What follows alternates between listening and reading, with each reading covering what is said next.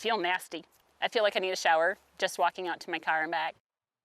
Oh, you may remember last year Michigan had an outbreak of spongy moths, formerly called gypsy moths. Well, this woman in Newaygo County had the caterpillars on every surface of her property.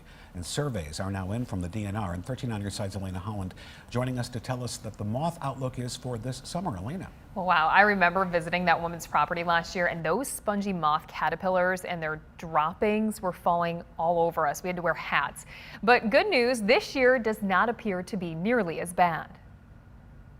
Every once in a while, their populations will begin to surge. As many people are aware, 2021 was an outbreak year for the spongy moth. If you were up north on trails and things, you might have noticed the canopy was pretty thin in some areas as well. The DNR has conducted aerial and ground surveys of the egg masses of the moth, and people who love their outdoor time not interrupted by thousands of caterpillars will like the results. What it looks like is in a lot of areas in northern lower Michigan, we're going to see that population decline. There still may be localized areas of outbreaks, and there may be some heavier populations in southern lower Michigan. If you are concerned about an outbreak in your area, take a look around your property. The moths are still in the egg mass stage until the leaves fill in the trees. So if you're seeing those larger egg masses and they are that tannish brown color, you're likely, if you see a lot of them, it suggests that you might still be in the outbreak situation. But you can get rid of them by scraping the egg masses into a soapy bucket. Because each one